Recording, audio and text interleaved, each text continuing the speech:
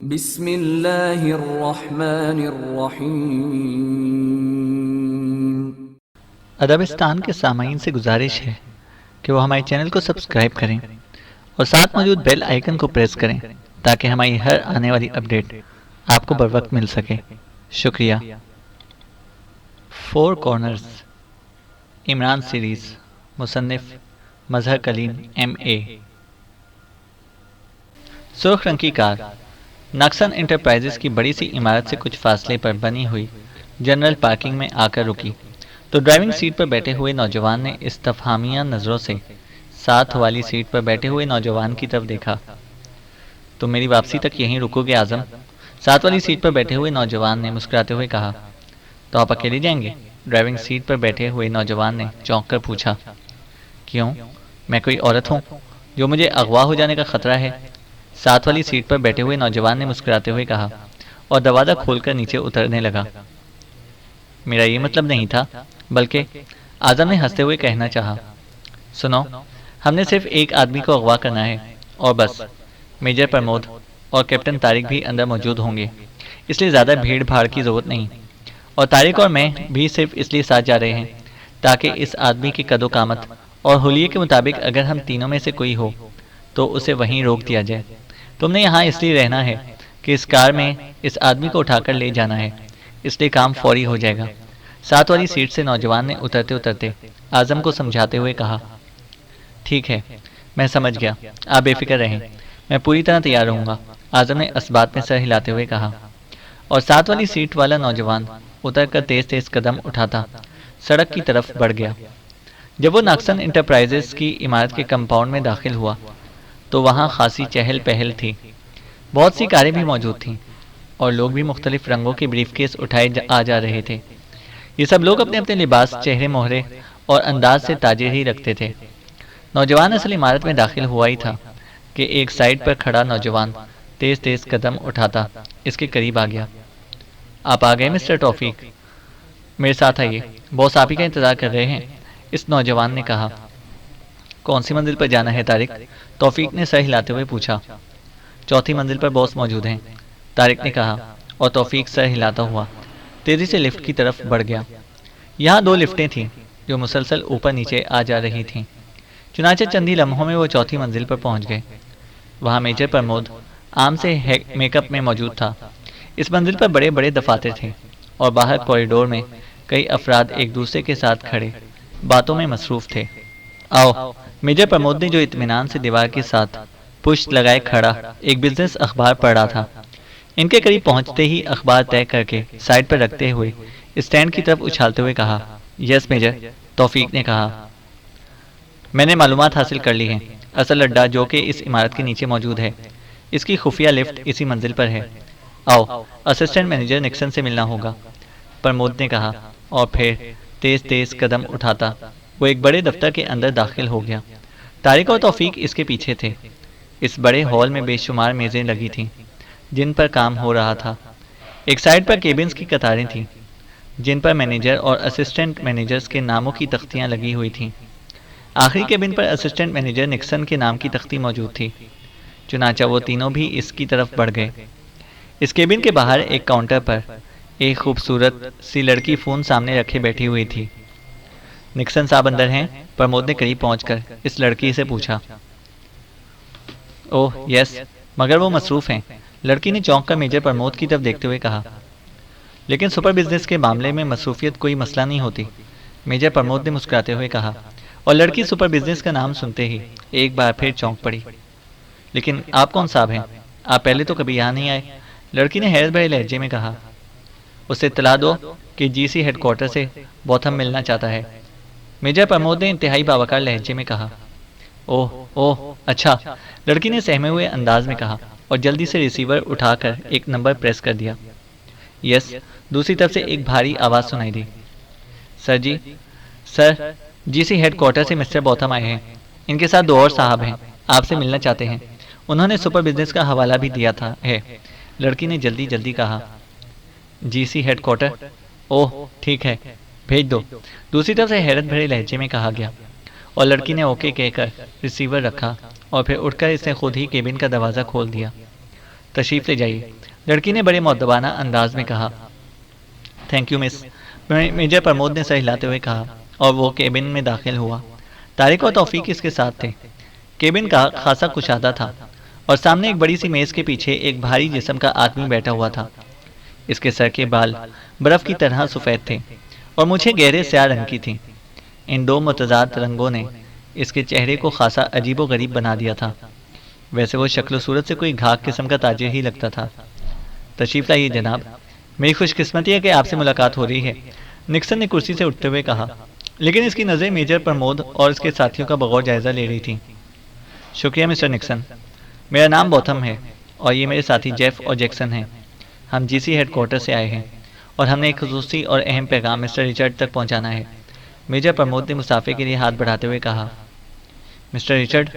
वो कौन है? निक्सन ने चौंक कर पूछा। इसके लहजे में हकीकी हैरत थी। गुड, हमें यही बताया गया था। 1-1, प्रमोद ने इस तरह जवाब दिया जैसे निक्सन का चौंकना भी कोड में शामिल हो। ये आप कैसी बातें कर रहे हैं? कौन 1-1? कौन रिचर्ड? और ये जीसी हेडक्वार्टर किसका मुखफ़फ़ है? निक्सन ने कहा। ये देखिए, मेजर प्रमोद ने बड़े मुतमईन लहजे में जेब में हाथ डाला और एक कार्ड निकालकर निक्सन की तरफ बढ़ा दिया। निक्सन जैसे ही कार्ड देखने के लिए झुका, प्रमोद ने यकलख्त हाथ बढ़ाया और दूसरे लम्हे इसने निक्सन को गर्दन से पकड़कर एक जोरदार झटका दिया और निक्सन भारी जिस्म का मालिक होने के बावजूद इस जोरदार झटके से घिसटता हुआ मेज़ के ऊपर से होकर इस तरफ कुर्सी पर आ गिरा। तौफीक बिजली की सी तेज़ी से पीछे हटा और इस दरवाजे के करीब पहुंच कर खड़ा हो गया जहां से वो केबिन में दाखिल हुए थे, जबकि तारिक ने जेब से रिवॉल्वर निकाला और साइड की दीवार से लगकर खड़ा हो गया। जैसे ही निक्सन नीचे गिरा, मेजर प्रमोद ने एक हाथ इसके मुंह पर रखा और दूसरे हाथ से इसका बाजू पकड़कर उसे सीधा खड़ा कर दिया। निक्सन ने तड़प कर मेजर प्रमोद की गिरफ्त से निकलना चाहा, लेकिन मेजर प्रमोद ने यकलख्त उसे मोड़कर इसकी पुष्ट पर कुल्हों के जोर से जरा सा ऊपर पूरे जोर से मारा और निक्सन का जिस्म यकलख्त ढेर पड़ गया। मेजर प्रमोद यकलख्त पीछे हटा और निक्सन ने कालीन पर गिरकर तड़पने लगा। वो इस तरह हलक खोल रहा था जैसे चीख मारने की कोशिश कर रहा हो, लेकिन इसकी आवाज़ ना निकल रही हो। मेजर प्रमोद उसे छोड़कर तेज़ी से मेज़ की साइड में घूमा और इसकी कुर्सी पर बैठ गया। मेज़ की साइडों पर बेशुमार मुख्तलिफ रंगों के बटन लगे हुए थे और कुर्सी के सामने मेज़ के नीचे एक पायदान नुमा मशीन भी मौजूद थी। प्रमोद को मालूम था कि अगर निक्सन को इस तरह अचानक ना घसीटा गया तो वो यकीनन ऐसी कोई हरकत करने में कामयाब हो जाएगा जिससे इन्हें पकड़ा जा सके। इसलिए इसने अचानक घसीट लिया था और निक्सन को वाकई मोहलत ही ना मिली थी कि वो कुछ कर सकता। प्रमोद ने मेज़ की दराजें खोलना शुरू कर दी। तीसरी दराज से उसे एक छोटी सी डायरी मिल गई जो कि एक किताब में रखी हुई थी और प्रमोद ने डायरी उठाकर मेज़ पर रखी और उसे खोल कर देखा। इसके लबों पर मुस्कुराहट रेंग गई।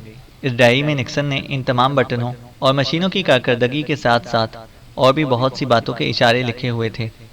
मेजर प्रमोद ने निक्सन का चेहरा देखते ही अंदाज़ा लगा लिया था कि निक्सन इंतहाई वहमी मिजाज का आदमी है और ऐसे आदमी लाजमन हर चीज़ किसी न किसी जगह अंदराज ज़रूर करते हैं, क्योंकि इन्हें वहम होता है कि कहीं वो कोई चीज़ भूल ना जाए।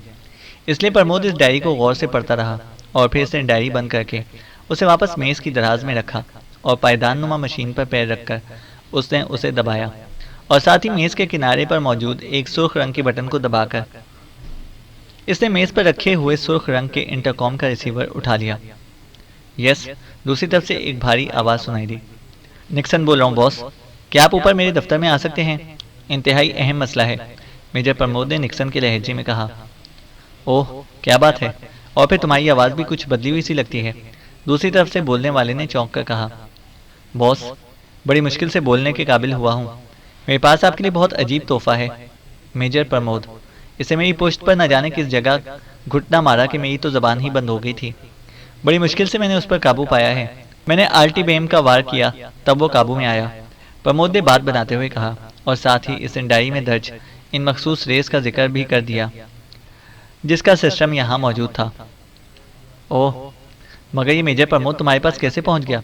उसे तो एक्शन ग्रुप ने मार गिराया था। दूसरी तरफ से बोलने वाले का लहजा बेहद परेशान था। मैंने इब्तिदाई पूछगछ कर ली है। जाकोरा ने हमला ज़रूर किया है, लेकिन मेजर प्रमोद बच निकला है और ना सिर्फ बच निकला बल्कि से जाकोरा को भी अगवा करके साथ वाली कोठी में इस पर तशद्दुद करके आपके और मेरे मुतालिक तमाम तफसीलात मालूम कर ली और फिर वो मुझ पर चढ़ दौड़ा, लेकिन उसे यहाँ के सिस्टम का इल्म ना था, इसलिए मार खा गया। मेजर प्रमोद ने जवाब दिया। ओह ओह, वेरी बैड। मुझे यकीन नहीं आ रहा कि जाकोरा उसे कुछ बता सकता है। वैसे भी अभी तक 01 ने जाकोरा के मुतालिक कोई रिपोर्ट नहीं दी, और अब तुम कह रहे हो कि तुमने मेजर प्रमोद से पूछगछ भी कर ली है। क्या मेजर प्रमोद कोई आम सा आदमी है कि एक थप्पड़ खाते ही सब कुछ बता देगा? दूसरी तरफ से बोलने वाले के लहजे में यकीन ना आने वाला सा अंदाज नुमाया था। बॉस, आप कम अज़ कम मेरे मुतालिक तो ऐसी बात ना कहें। आपको मालूम है कि मेरे पास T3 सर्चिंग स्विच मौजूद है। इसके सामने मेजर प्रमोद क्या पत्थर भी बोल पड़ते हैं। मेजर प्रमोद ने एक बार फिर डाई के अंदराजात का सहारा लेते हुए कहा। ओह अच्छा अच्छा, ओह वाकई मुझे इसका ख्याल ना आया था। वेरी गुड, तुम उसे लेकर नीचे आ जाओ फौरन, दूसरी तरफ से कहा गया। बॉस, पहले मेरी दरख्वास्त सुन लें। मेजर प्रमोद जिस टाइप का आदमी है, मेरे ख्याल में उसे जिंदा हेडक्वार्टर में दाखिल नहीं होना चाहिए। इसलिए मैंने आपसे ये दरख्वास्त की थी कि आप यहाँ आ जाएं। आप इससे शायद कुछ पूछगछ करना चाहें तो कर लें, और उसे किसी और सेंटर में ले जाकर हलाक कर दिया जाए। प्रमोद ने कहा। ओह ठीक है निक्सन, तुम अब वाकई बेहद ज़हीन हो गए हो। ठीक है, ऐसे आदमी को अंदर ले आने का रिस्क नहीं लेना चाहिए। मैं खुद आता हूँ, दूसरी तरफ से तेज तेज लहजे में कहा गया, और इसके साथ ही राब्ता ख़त्म हो गया। मेजर प्रमोद ने रिसीवर रखकर रखा और मुस्कुराता हुआ उठ खड़ा हुआ। अब तैयार हो जाओ, डायरी के मुताबिक वो सामने वाली दीवार से लिफ्ट का दरवाज़ा खुलेगा। प्रमोद ने उठकर तारिक की तरफ बढ़ते हुए कहा। निक्सन अभी तक कालीन पर पड़ा हुआ था। इसका मुंह खुला था, लेकिन ना ही वो कोई बात कर सकता था और ना हरकत कर सकता था। मेजर प्रमोद ने इसकी रीढ़ की हड्डी का मखसूस मोहरा तोड़ने के साथ साथ इसके हराम मगज़ की बड़ी रग, जो रीढ़ की हड्डी और कूलों के जोड़ के दरमियान से हड्डी से निकलकर आगे जाती थी, ज़रब लगाई थी, और निक्सन का पूरा आसाबी निज़ाम ही बेहस हो गया था। अब ये रिचर्ड हम में से किसी की कद्दोकामत का ना हुआ तो फिर? दरवाजे के करीब खड़े तौफीक ने मुस्कुराते हुए कहा। तो फिर मुझे डायरी में लिखे हुए इस सर्चिंग स्विच को तलाश करना पड़ेगा, प्रमोद ने कहा। उसी लम्हे केबिन की छत के दरमियान रोशनी की गोल ट्यूब एक लम्हे के लिए झमकी, जैसे लोड तेज आ गया हो, और फिर नॉर्मल हो गई। प्रमोद, तारिक और तौफीक ने चौंक कर इस ट्यूब की तरफ देखा ही था कि एक लग सामने की दीवार में हल्की सी गड़गड़ाहट की आवाज़ सुनाई दी, और वो सब चौंक कर सीधे हो गए। लेकिन दीवार में से लिफ्ट का दरवाज़ा नमूदार होने की बजाय एक छोटा सा बगल नुमा आला बाहर निकला, और दूसरे लम्हे मेजर प्रमोद और इसके साथी इस तरह लहराते हुए नीचे कालीन पर गिरे, जैसे अचानक इनके जिस्मों में मौजूद तवानाई किसी ने निचोड़ ली हो। और वाकई वो बिल्कुल बेहसो हरकत हो गए थे। इनके नीचे गिरते ही एक बार फिर गड़गड़ाहट सुनाई दी, और वो बगल दीवार में गायब हो गया। मेजर प्रमोद का दिल तेजी से धड़क रहा था। उसे अंदाज़ा भी ना था कि इस तरह की कोई हरकत भी उनके साथ हो सकती है, वरना वो कोई और तरीका सोचता। लेकिन अब तो ऐसा हो चुका था। बगल को गायब हुए थोड़ी ही देर हुई थी कि अचानक केबिन का बैरूनी दरवाज़ा खुला, और वही लड़की हाथ में फाइल उठाए अंदर दाखिल हुई। अंदर दाखिल होते ही इसके मुंह से एक चीख सी निकली, और वो वापस दौड़ती हुई बाहर निकल गई। चंद लम्हों बाद 10-12 आदमी अंदर दाखिल हुए। अरे, इन सब को क्या हुआ? मिस लूसी, पानी ले आओ, एक आदमी ने चीख कर कहा, और वो लड़की तेजी से केबिन के एक कोने की तरफ दौड़ी। वहाँ एक मेज़ पर जग और गिलास पड़े हुए थे। इसने जग उठाया ही था कि एक आदमी ने जग इसके हाथ से पकड़ा और इसे पहले निक्सन के खुले मुंह में डाला, और इसके बाद इससे प्रमोद, तौफीक और तारिक के मुंह में पानी उंडेल दिया। पानी जैसे ही प्रमोद और उसके साथियों के हलक में उतरा, उन्हें ऐसा महसूस हुआ जैसे इनके जिस्मों से अचानक गायब हो जाने वाली तवानाई यकलख रोशनी के झमाके की तरह वापस आ गई हो। और अभी वो उठकर खड़े हो ही रहे थे कि साइड की दीवार फटी और 3 स्टेन गनों से मुसल्ला अफराद अंदर दाखिल हुए। मेजर प्रमोद और इसके साथियों के पास फौरी तौर पर बचाव का कोई रास्ता न था, क्योंकि अचानक गिरने की वजह से रिवॉल्वर इनके हाथों से निकलकर दूर जा गिरे थे, और आने वालों ने सूरत हाल देखते ही स्टेन गनें सीधी की ही थीं कि मेजर प्रमोद ने यकलख्त अपने करीब मौजूद आदमी को जोर से धक्का देकर आने वालों पर उछाल दिया, और उसी लम्हे तौफीक ने छलांग लगाई, और जब तक आने वाले अपने ऊपर आकर टकराने वालों को हटाते, तौफीक रिवॉल्वर उठा चुका था।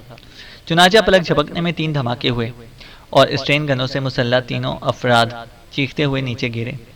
कमरे में मौजूद वो लड़की और आने वाले दूसरे अफराद ये सूरत हाल देखकर दरवाजे की तरफ पलटे ही थे कि यकलख्त कमरे की छत पर मौजूद गोल ट्यूब से एक बार फिर जोरदार झमाका हुआ, लेकिन इस बार सफ़ेद की बजाय नीले रंग की रोशनी कमरे में फैल गई, और प्रमोद और उसके साथी एक बार फिर मुंह के बल नीचे कालीन पर गिरे, इस बार ना सिर्फ वो बेहस हरकत हो गए थे, बल्कि इनके जहनों पर भी गहरी तारीकी की दबेस चादर फैलती चली गई थी।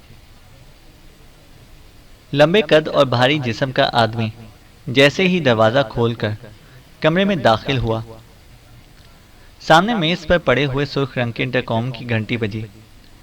वो जल्दी से कद बढ़ाता मेज की साइड से होकर इसके पीछे रखी हुई रिवॉल्विंग चेयर पर आकर बैठ गया और इसे इंटरकॉम का रिसीवर उठा लिया। यस, आने वाले ने भारी आवाज में कहा। निक्सन बोल रहा हूँ बॉस। दूसरी तरफ से ऊपर मौजूद असिस्टेंट मैनेजर निक्सन की आवाज़ सुनाई दी और फिर इन दोनों में गुफ्तगू शुरू हो गई। लेकिन भाई जिस्म वाले आदमी के चेहरे पर जैसे जैसे गुफ्तगू आगे बढ़ रही थी, हैरत के तासुरात नुमाया होते जा रहे थे। गुफ्तगू के इख्तिताम पर इसने रिसीवर रखा और हैरत भरे अंदाज में उठकर कमरे से बाहर निकला और तेज से कदम उठाता कमरे से निकलकर एक राहदारी में से होता हुआ एक और दरवाजे की तरफ बढ़ गया। इसने दरवाज़ा खोला और अंदर दाखिल हो गया। ये एक खासा बड़ा सा हॉल कमरा था जिसमें मुख्तलिफ मशीनें नस्ब थीं। एक साइड पर अंदर शीशे का केबिन था और वो आदमी सीधा इस केबिन में दाखिल हो गया। Yes boss. केबिन में एक बड़ी सी मशीन के सामने कुर्सी पर बैठा हुआ आदमी आने वाले को देखकर बौखलाए हुए अंदाज में उठ खड़ा हुआ। निक्सन के कमरे को चेक करो, आने वाले बॉस ने सख्त लहजे में इस आदमी से कहा और खुद इसकी कुर्सी घसीट कर बैठ गया। इसके चेहरे पर अभी तक उलझन के तासुरात नुमाया थे। Yes boss. केबिन में एक बड़ी सी मशीन के सामने कुर्सी पर बैठा हुआ आदमी आने वालों को देखकर बौखलाए हुए अंदाज में उठ खड़ा हुआ। निक्सन के कमरे को चेक करो, आने वाले बॉस ने सख्त लहजे में इस आदमी से कहा और खुद इसकी कुर्सी घसीट कर बैठ गया। इसके चेहरे पर अभी तक उलझन के तासुरात नुमाया थे। यस बॉस, इस नौजवान ने कहा और जल्दी से मशीन के मुख्तलिफ बटन दबाने शुरू कर दिए। दूसरे लम्हे मशीन की स्क्रीन पर झमाके से होने लगे और फिर एक कमरे का मंजर उभर आया। ओह ओह, मुझे पहले ही शक था। कमरे का मंजर स्क्रीन पर उभरते ही बॉस ने बुरी तरह कुर्सी से उछलकर खड़े होते हुए कहा और दूसरा आदमी भी हैरत से आंखें फाड़े स्क्रीन को इस तरह देख रहा था जैसे उसे स्क्रीन पर दिखाई देने वाले मंजर पर यकीन ना आ रहा हो। ओह, यह यकीनन मेजर प्रमोद होगा। ओह, अच्छा हुआ मैं ऊपर नहीं चला गया, बॉस ने चीखने के से अंदाज में कहा और फिर इसने खुद ही जल्दी से इस मशीन के मुख्तलिफ बटन जल्दी जल्दी दबाने शुरू कर दिए और फिर इसने मशीन के नीचे लगे हुए एक सुर्ख रंग के हैंडल को जोर से झटका देकर नीचे गिरा दिया और दूसरे लम्हे स्क्रीन पर नजर आने वाले कमरे में मौजूद 3 अफराद यकलख्त इस तरह नीचे गिरे जैसे इनके जिस्मों से अचानक रूहें निकल गई हों। बॉस ने हैंडल दोबारा ऊपर कर दिया और फिर मशीन के बटन ऑफ करने शुरू कर दिए। बॉस, ये कौन है? वो निक्सन तो नीचे गिरा हुआ था, नौजवान ने सहमे हुए लहजे में कहा। ये मेजर प्रमोद और इसके साथी हैं। इस मेजर प्रमोद ने निक्सन की आवाज़ में चक्कर देकर मुझे ऊपर बुलाने की कोशिश की थी, लेकिन इसकी बदली हुई आवाज़ से मैं खटक गया था। इसलिए बजाय सीधा ऊपर जाने के मैं सोचा कि पहले चेक कर लूँ। बॉस ने सर हिलाते हुए कहा।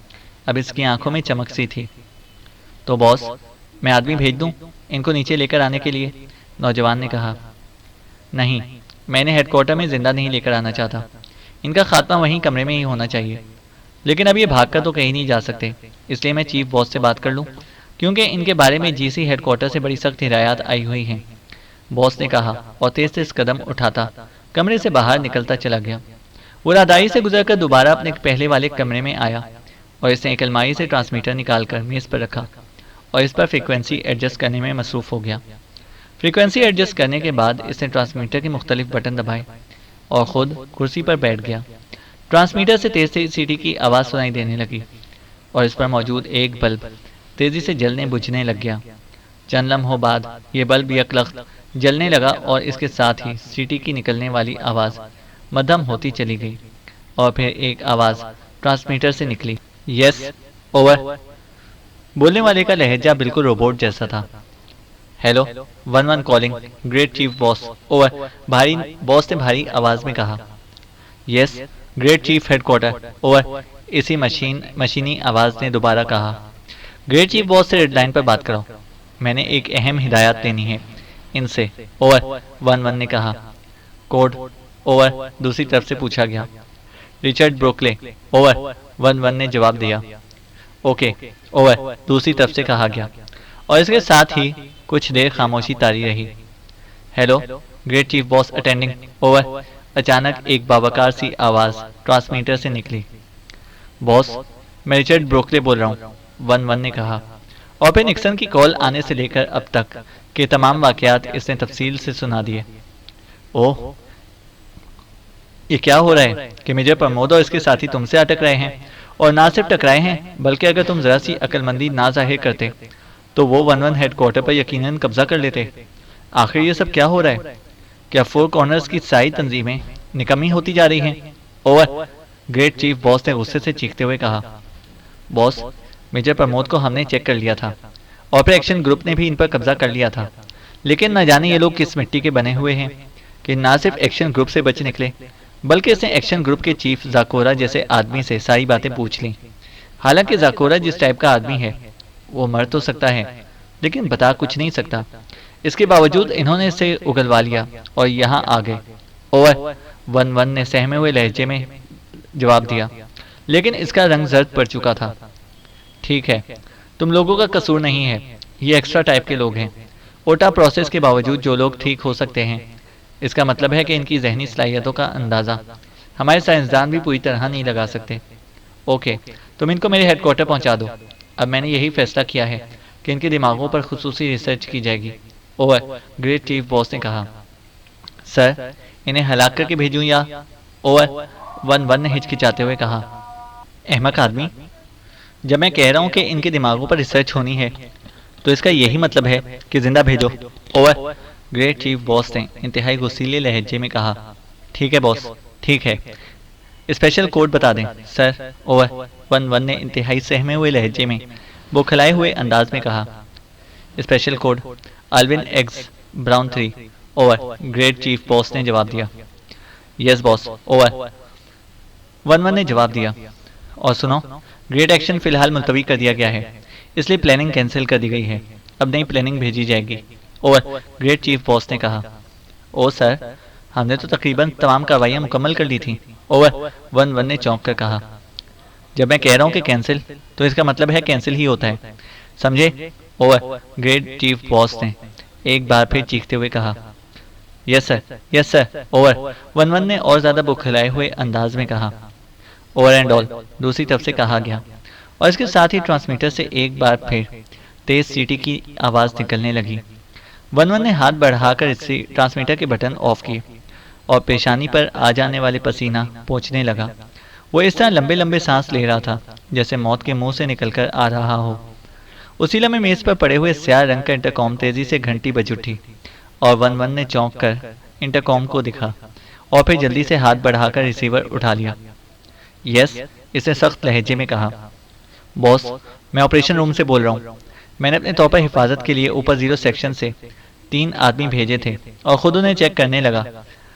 और बॉस, ऊपर बड़ी गड़बड़ हो गई थी। इदारे के आदमी न जाने किस तरह कमरे में आ गए और उन्होंने इन आदमियों के मुंह में पानी डाल दिया। इस तरह बेजल रेस खत्म हो गई और वो लोग ठीक हो गए थे। उन्होंने तीनों भेजे जाने वाले आदमियों को गोली मार दी। इस पर मैंने फौरी तौर पर एक्टिका रेस का बटन दबा दिया और वो ना सिर्फ मफलूज हो गए बल्कि वो अब तवील अरसे के लिए बेहोश भी हो गए हैं। दूसरी तरफ से कहा गया, और वन वन की इनके ठीक हो जाने की वाली बात सुनकर तेजी से फैलती हुई आंखें दोबारा अपनी जगहों पर वापस आ गईं। ओह ओह, तुमने बहुत अच्छा किया। ओह, अगर ये लोग यहाँ आ जाते तो ग्रेट चीफ बॉस तो हमारे पूरे सेक्शन को गोलियों से उड़ा देते। वन वन ने लंबा सांस लेते हुए कहा। यस बॉस, किस्मत ही अच्छी थी कि ये लोग दोबारा ढेर कर लिए गए, वरना ये तो बहुत खतरनाक है। दूसरी तरफ से कहा गया।